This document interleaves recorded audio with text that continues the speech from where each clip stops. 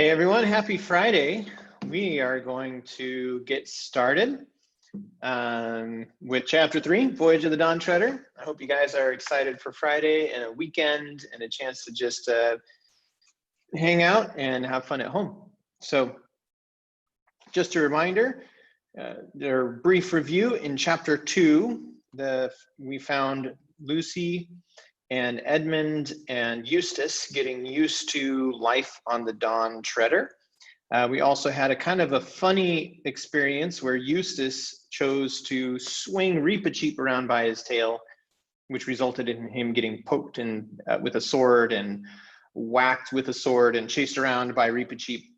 And that's kind of where the chapter ended. So now on to chapter 3 of the Voyage of the Dawn Treader, the Lone Islands.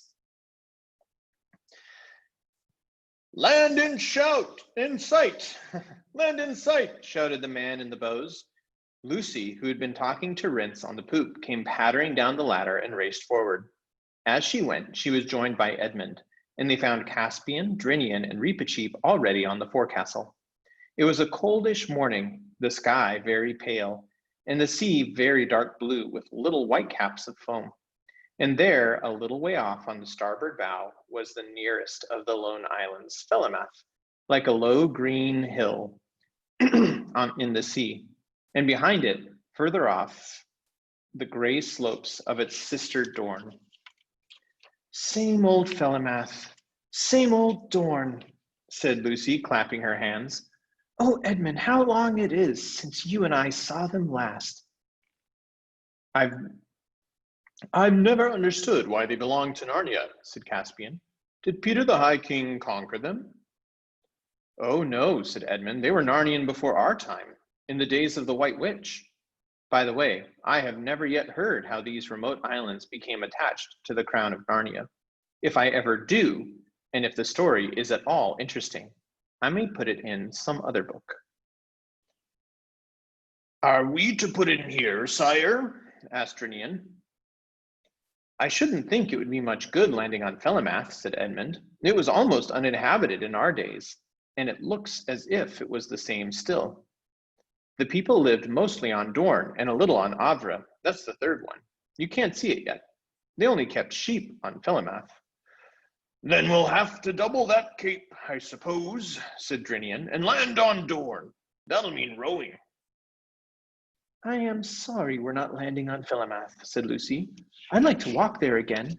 It was so lonely, a nice kind of loneliness, and all grass and clover and soft sea air. I'd love to stretch my legs too, said Caspian. I'll tell you what. Why shouldn't we go ashore the boat and send it back when we could walk across Felemath, and then we could walk across Felemath and let the Dawn Treader pick us up on the other side? If Caspian had been as experienced then as he became later on in this voyage, he would not have made this suggestion. But at the moment, it seemed an excellent one. Oh, do let's, said Susie. You'll come, will you? Said Caspian to Eustace, who had come on deck with his hand bandaged. Anything to get off this blasted boat, said Eustace. Blasted? Said Drinian. How do you mean? In a civilized country like where I come from, said Eustace, the ships are so big that when you're inside, you wouldn't know you were at sea at all.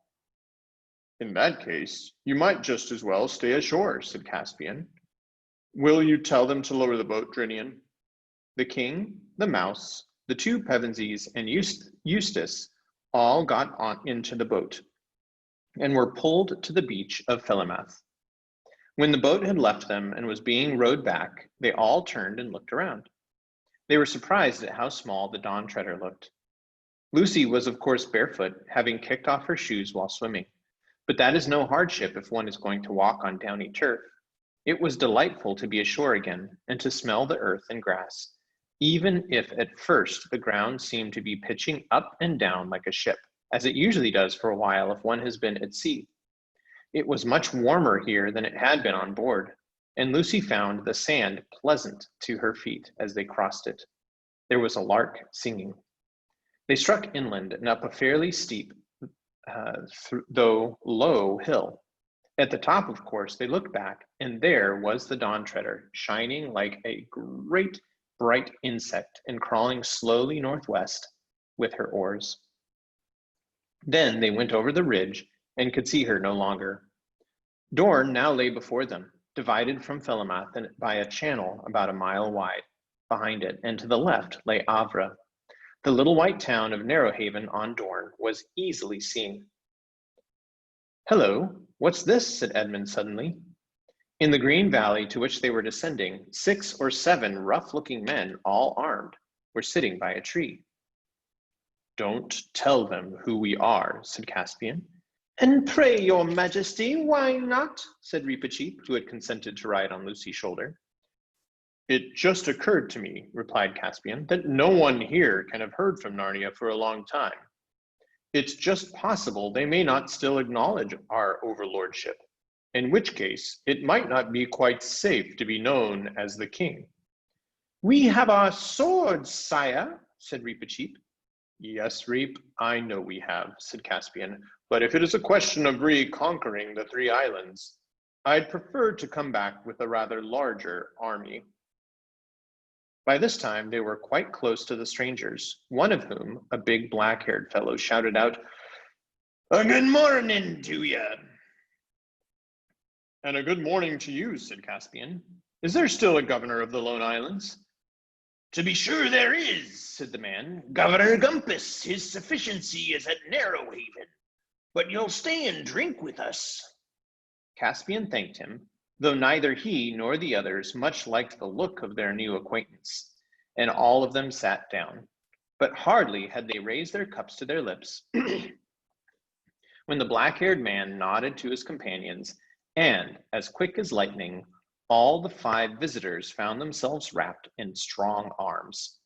There was a moment's struggle, but all the advantages were on one side, and soon everyone was disarmed and had their hands tied behind their backs, except Reepicheep, writhing in his captor's grip and biting furiously. "Careful with that beast, Tax," said the leader. "Don't damage him. He'll fetch the best price of the lot, I shouldn't wonder." "Coward! Poltroon!" screamed Reepicheep. "Give me my sword and free my paws if you dare." "Whoo!" whispered the slave merchant, for that's what he was. "It can talk. Well, I'll never did. Blowed if I take less than 200 crescents for him."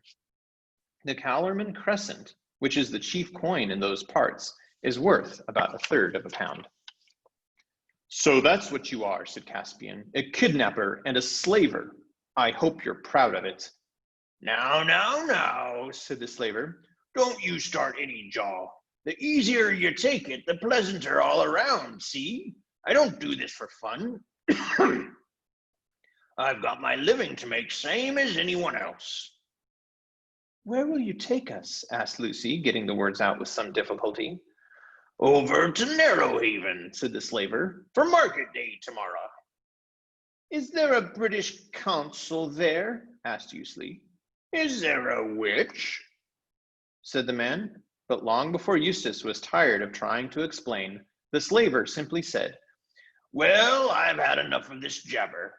The mouse is a fair treat, but this one could talk the hind leg off a donkey. Off we go, mates." Then the 4 human prisoners were roped together, not cruelly, but securely, and made to march down to the shore. Reepicheep was carried. He had stopped biting on threat of having his mouth tied up, but he had a great deal to say, and Lucy really wondered how any man could bear to have the things said to him which were said to the slave dealer by the mouse.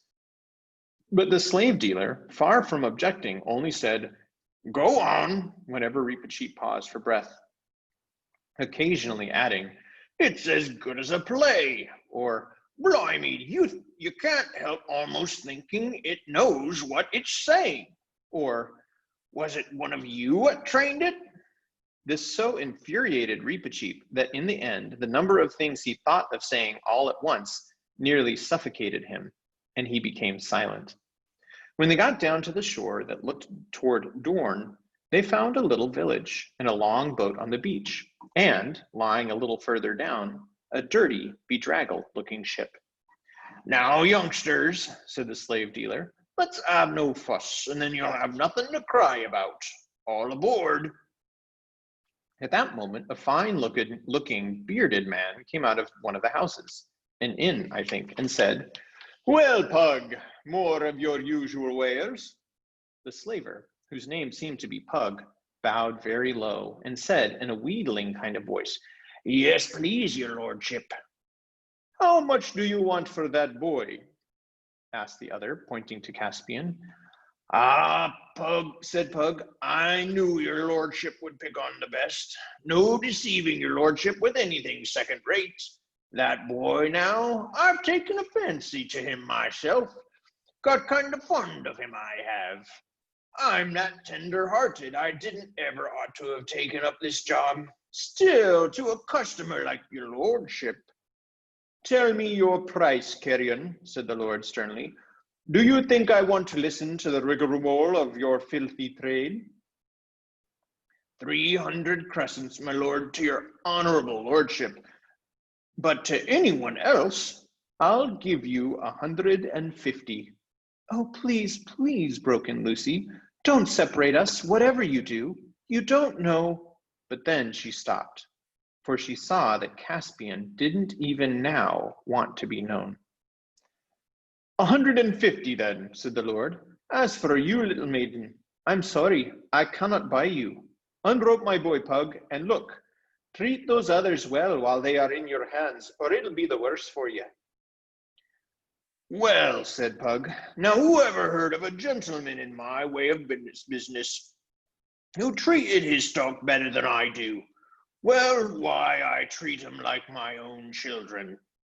That's likely enough to be true, said the other grimly. The dreadful moment had now come. Caspian was untied, and his new master said, "This way, lad." And Lucy burst into tears, and Edmund looked very blank. But Caspian looked over his shoulders and said, "Cheer up, I'm sure it will come all right in the end. So long." "Now, missy," said Pug, "don't you start taking and spoiling your looks for the market tomorrow. You be a good girl, and then you won't have nothing to cry about, see?" Then they were rowed out to the slave ship and taken below into a long, rather dark place, none too clean, where they found many other unfortunate prisoners. For Pug was, of course, a pirate, and had just returned from cruising among the islands and capturing what he could. The children didn't meet anyone whom they knew. The prisoners were mostly Galmians and Terebinthians. And there they sat in the straw and wondered what was happening to Caspian, and tried to stop Eustace talking as if everyone except himself was to blame. Meanwhile, Caspian was having a much more interesting time.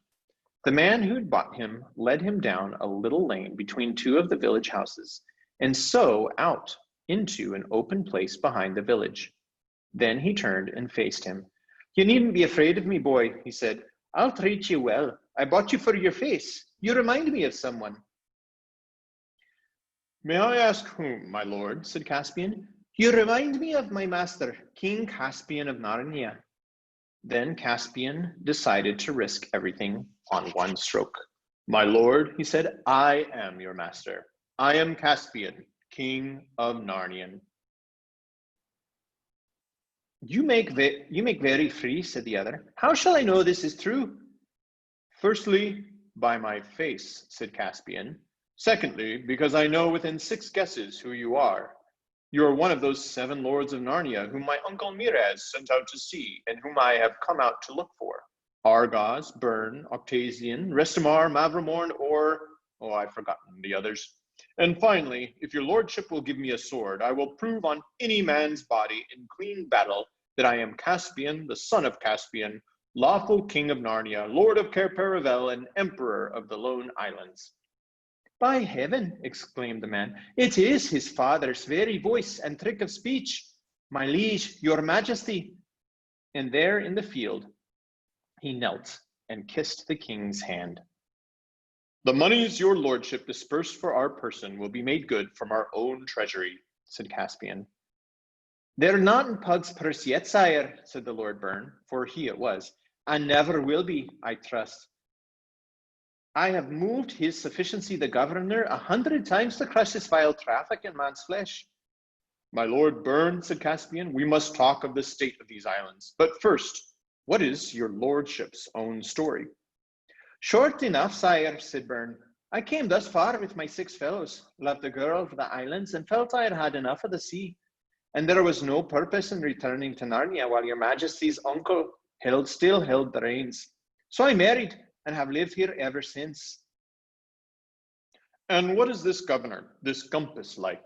Does he still acknowledge the king of Narnia for his lord? In words, yes. All is done in the king's name. But he would not be best pleased to find the real, live king of Narnia come in upon him. And if your majesty came before him alone, unarmed, well, he would not deny his allegiance, but he would pretend to disbelieve you. Your grace's life would be in danger. What following has your majesty in these waters? There is my ship just rounding the point, said Caspian. We are about 30 swords if it came to fighting. Shall we not have my ship in and fall upon Pug and free my friends whom he holds captive? Not by my counsel, said Byrne. As soon as there was a fight, 2 or 3 ships would put out from Narrowhaven to rescue Pug. Your majesty must work by a show of more power than you really have, and by the terror of the king's name. It must not come to plain battle. Gumpus is a chicken-hearted man and can be overawed. After a little more conversation, Caspian and Byrne walked down to the coast a little west of the village, and there Caspian winded his horn. This was not the great magic horn of Narnia, Queen Susan's horn. He had left that at home for his regent Trumpkin to use if any great need fell upon the land in the king's absence. Drinian, who was on the lookout for a signal, recognized the royal horn at once, and the Dawn Treader began standing in to shore. Then the boat put off again, and in a few moments Caspian and the Lord Byrne were on deck, explaining the situation to Drinian.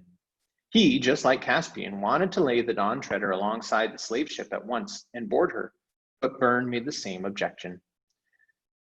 Steer straight down this channel, Captain, said Byrne, and then round to Avra, where my own estates are. But first, run up the king's banner, hang out all the shields, and send as many men to the fighting top as you can. And about 5 bow shots hence, when you get open sea on your port bow, run up a few signals. Signals? To whom? Said Drinian. Why, to all the other ships we haven't got, but which it might be well that Gumpus thinks we have. Oh, I see, said Drinian, rubbing his hands. And they'll read our signals. What shall I say? Whole fleet round the south of Avra and assemble at Burnstead, said the Lord Byrne. That'll do excellently. Their whole journey, if there were any ships, would be out of sight from Narrowhaven. Caspian was sorry for the others languishing in the hold of Pug's slave ship, but he could not help finding the rest of that day enjoyable. Late in the afternoon, for they had to do all by oar, having turned to starboard round the northeast end of Dorne and port again round the port of Avra, they entered into a good harbor on Avra's southern shore, where Byrne's pleasant lands sloped down to the water's edge. Byrne's people, many of whom they saw working in the fields, were all freemen, and it was a happy and prosperous fief. Here they all went ashore and were royally feasted in a low pillared house overlooking the bay. Byrne and his gracious wife and merry daughters made them good cheer. But after dark, Byrne sent a message over by boat to Dorne to order some preparations. He did not say exactly what for the following day. And that's the end of chapter 3. We'll pick up with chapter 4 on Monday. Hope you guys have a wonderful weekend and a lot of fun, relaxing on Saturday and Sunday. See you all later.